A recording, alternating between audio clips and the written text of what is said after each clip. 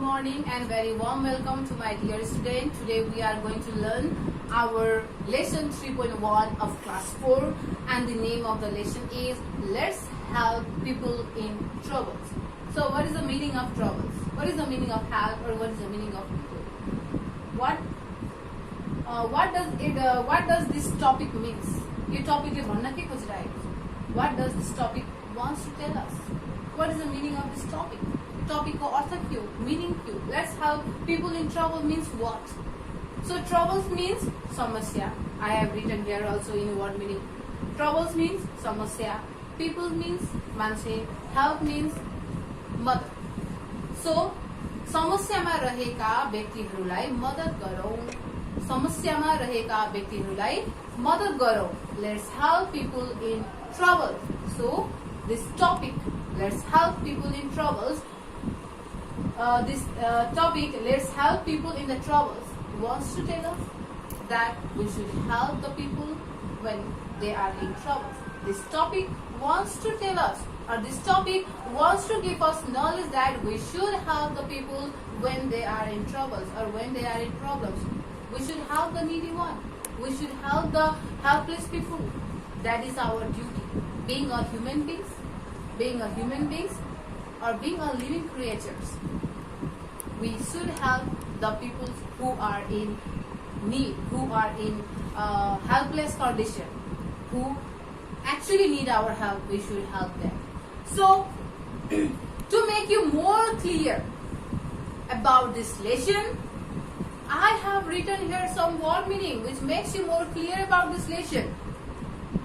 So the word meaning are flooded means body, पहिरो. Distributed means वितरित, बाँड्नु. Treatment means उपचार. Fire brigade means दमकल. Valuable means मूल्यवान. And trouble means समस्या. So these are the word meaning. So these are the word meaning which makes you more clear about this lesson 3.1 of class 4. Let's help people in trouble. So from this word meaning you will be more clear about this lesson, and I hope you will copy this word meaning in your copy. So my dear student, so this lesson is related on the couple of paragraph. This lesson is related on the couple of paragraph which I'm going to start or which I'm going to explain you. Hope you will listen to me very seriously or very carefully. So we live in a society and we have each other in need. So we people live in a society. We are a social beings. We people are a social beings. We human beings are a social beings, and we live in a society. We can't live without society. हामी मानवहरू भनेको सामाजिक प्राणीहरू हौ र हामी समाजमा बस्ने गर्छौं. हामी समाज बिना बाँच्न सक्दैनौं. Because we have a varieties of necessity. We have a varieties of necessity, and to fulfill that necessity or to fulfill that necessity or the basic need, we need others' help. We need help to fulfill our necessity. That's why we live in a society to fulfill our society necessity. So human beings are the social beings. Human beings are the social beings, and we live in a society to fulfill our needs and desire, to fulfill our basic need, and we can't live without our society. We have each other in need. So हामी भनेको सामाजिक प्राणी हो. हामी समाजमा बस्छौं र हाम्रा थुप्रै नीड एन्ड डिजायरहरु छ, बेसिक नीडहरु छ र ती बेसिक नीडहरु फुलफिल गर्नको लागि हामी समाजमा बस्ने गर्छौं. एन्ड समाजमा बस्दा हामीले एकअर्कालाई मद्दत गर्ने गर्छौं. एकअर्कालाई खाँचो पर्दा हामी एकअर्कालाई मद्दत गर्छौं. We help each other whenever we are in need. Whenever somebody need help, we help each other when somebody need help. यदि कसैलाई मद्दत चाहिएमा हामी एकअर्कालाई मद्दत गरेर हामी समाजमा मिलेर बस्ने गर्छौं. Last year it rained heavily and the river beside our village flooded badly. So गएको वर्ष last year it rained heavily. गएको वर्ष एकदमै भारी मात्रामा वर्षा भएको थियो, पानी परेको थियो. And the river beside our village, र हाम्रो गाउँ नजिकैको नदीमा बाढी गएको थियो. एकदमै badly, एकदम खराब अवस्थामा बाढी गएको थियो. Last year it rained heavily and the river beside our village flooded badly. The people of our society help the children and the old people by taking them to the safer place. र हाम्रा गाउँका अथवा हाम्रा समाजका व्यक्तिहरूले ससाना बालबालिकाहरूलाई अथवा जो वृद्धहरू छन्, सिनियर सिटिजन्सहरू छ, जो रोगी छ, त्यस्ता व्यक्तिहरूलाई सेफर प्लेसमा अथवा सुरक्षित ठाउँमा लैजानको लागि हाम्रा समाजका व्यक्तिहरूले मद्दत गरेका थिए. They help the small children, sick people and the old people to take them to the safer place. सुरक्षित ठाउँमा पुर्याउनका लागि मेरा समाजका व्यक्तिहरूले मद्दत गरेका थिए. Armies and the police came to our village. र आर्मीजहरू अथवा पुलिसहरू पनि हाम्रो गाउँमा आएका थिए. Armies and police came to our village. They took old, sick people and the children by the helicopter to the cities for the treatment. र आर्मीजले अथवा पुलिसले ससाना बालबालिकाहरूलाई अथवा वृद्धहरूलाई अथवा रोगीहरूलाई चाहिँ हेलिकप्टरको मार्फतबाट शहरमा पुर्याइएका थिए उपचारको लागि, ट्रिटमेन्टको लागि. For the further treatment they took the old people or the sick people or the children by the helicopter. The people from our village collected food and the clothes for us. र मेरा गाउँका व्यक्तिहरूले केही कपडाहरू अथवा केही खानेकुराहरू पनि जम्मा गरेका थिए. They collected some food and clothes for them. The villagers of my village collects some food and some clothes for them. The vehicles with the Red Cross Society arrived there and distributed food, clothes and medicine in our village. र red cross society का केही व्यक्तिहरू पनि त्यहाँ आइपुग्नु भएको थियो र उहाँले पनि केही खानाहरू अथवा केही लुगाहरू अथवा केही औषधिहरू चाहिँ डिस्ट्रिब्युट गर्नुभएको थियो अथवा वितरित गर्नुभएको थियो, बाँड्नु भएको थियो. The red cross society arrived there and they also distributed food, clothes and medicine to the villagers, to the victim. So it was the month of Chaitra, the second paragraph. It was the month of Chaitra and it was hot.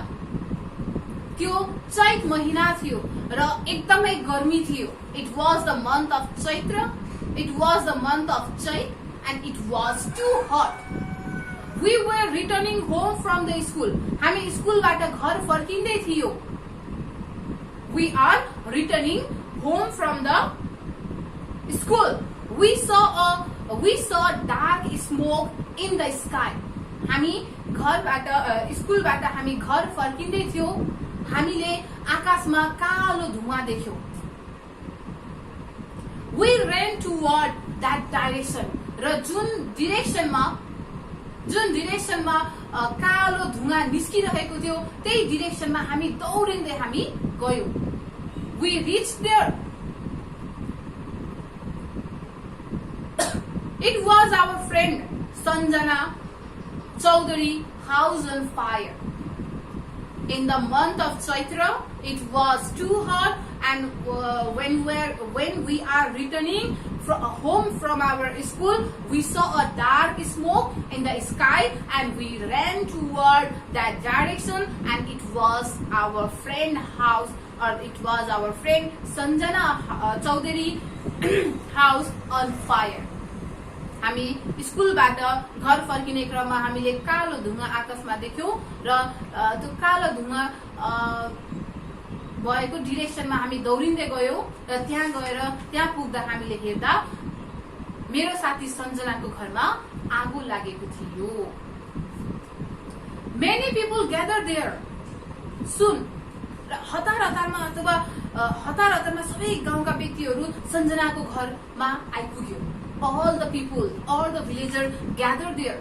All the villagers gathered there. सबै छिमेकीहरू त्यहाँ आइपुग्नु भयो. Some people telephone fire brigade and some other people collect bucket from the village and threw water on the fire.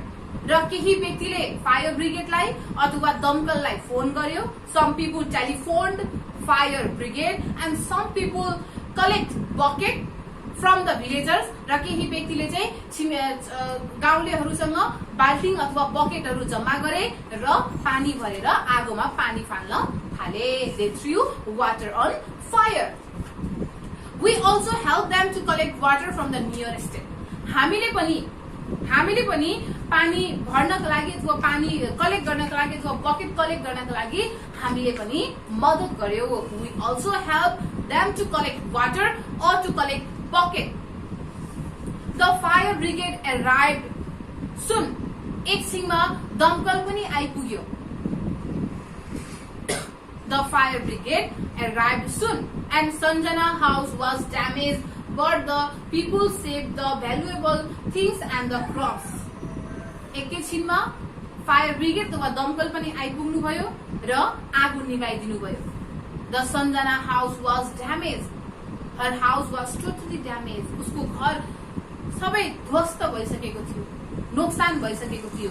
But fortunately the valuable things and the crops and the main thing, the people or the members, the family members of Sanjana was saved. They are saved. तर घर नोक्सान भए तापनि त्यो घरमा बसोबास गर्ने सबै सदस्यहरू र घरका बहुमूल्य सामानहरू र अन्नपातहरू सुरक्षित थियो. The people or the family members of Sanjana and the valuable things and the crops were saved. Next day, all the friends from our school collected some money that we had for the snack.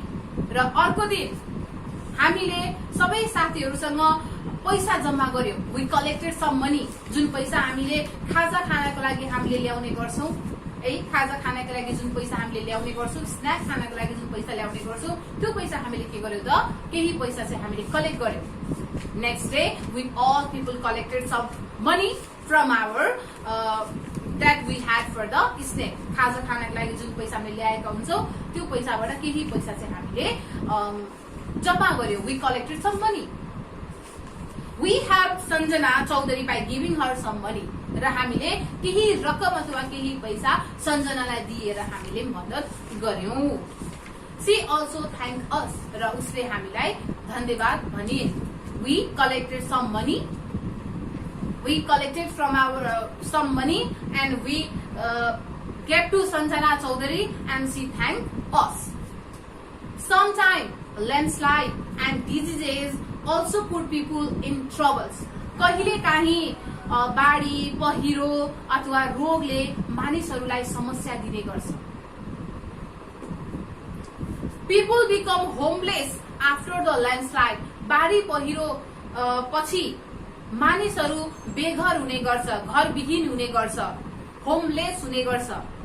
Some diseases kill people if they do not get medicines or other health service in time. र केही व्यक्तिहरू रोगले मर्ने गर्छ. जो व्यक्तिले औषधि खान पाउँदैन अथवा समयमा उपचार पाउँदैन, ती व्यक्तिहरू मर्ने गर्छ. Some people die who did not get medicine in time or the health service in the time. So we should help others when they are in problem. त्यसैले हामीले जो व्यक्ति समस्यामा हुन्छ त्यो व्यक्तिलाई हामीले मद्दत गर्नु पर्छ. We should help others people. So if you are helpful, यदि तिमी सहयोगी छौ भने others also will help you. अरु व्यक्तिले पनि तिमीलाई सहयोग गर्ने गर्छ. So we should be helpful in our society. We should be helpful in our society and we should help each other in our society. It creates a harmonious relation. It creates a peaceful environment in our society and it makes a responsible person It makes us responsible person, kind, generous, and a noble person toward the society. So this much from this lesson. The lesson that we get from this lesson is we should be the helpful and we should help each other in need. Okay, so I have written here some homework for you related to this lesson, lesson 3.1 of class 4. And the for homework I have given you 3 fill in the blanks and 3 question answer. So the fill in the blanks, question number 1 is we have to inform bracket when there is house on fire. घरमा आग लागि हुँदा हामीले कसलाई phone गर्नुपर्छ? हामीले आग लागि हुँदा कसलाई फोन गर्नुपर्छ त?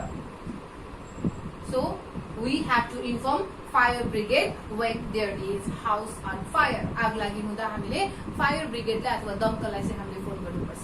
So in the question number 2, Red Cross Society help the people during bracket. Red Cross Society ले कुन समयमा हामीलाई मद्दत गर्ने गर्छ? When there is landslide, जब पहिरो जान्छ, बाढी जान्छ, भूकम्प जान्छ, त्यो समयमा चाहिँ हामीलाई Red Cross Society ले मद्दत गर्ने गर्छ. So in the question number 3, we should not play with the fire in bracket. हामी कुन समयमा चाहिँ आगोसँग खेल्नु हुँदैन त? In hot season, summer season. Summer season और हट सिजनमा चाहिँ हामी आगोसँग खेल्नु हुँदैन because climate is very hot. Climate के हुन्छ एकदमै तातो हुन्छ र त्यो समयमा हामी आगोसँग खेल्दा आगो लाग्न सक्छ अथवा चोटपटकहरू लाग्न सक्छ. So this is the fill in the blanks, and to make you easy to do this fill in the blanks I have written here 3 option too. मैले यहाँ 3 टा अप्सन पनि लेखेको छु. I have written here 3 option. From this option you have to choose the correct answer for these 3 questions. Okay, now let's come to the question answer. Why should we help a person in troubles? हामीले समस्यामा रहेको व्यक्तिलाई हामीले किन मद्दत गर्नुपर्छ? We should help a person in troubles because they need help, because they need our help. हाम्रो उनीहरुलाई मद्दतको खाँचो परेको हुन्छ, त्यसैले हामीले ती व्यक्तिलाई मद्दत गर्नुपर्छ. So in the question number 2, what did Red Cross Society do in the flooded area or the flooded village? बाढी पहिरो गएको गाउँमा चाहिँ रेड क्रस सोसाइटीले के गर्छ त? Red Cross Society distributed or provide food, clothes and medicine in the flooded village. Red Cross Society distributed medicine, clothes and food in the flooded village. So in the question number 3, are your friend helpful? के तिम्रो साथीहरु सहयोगी छन् त?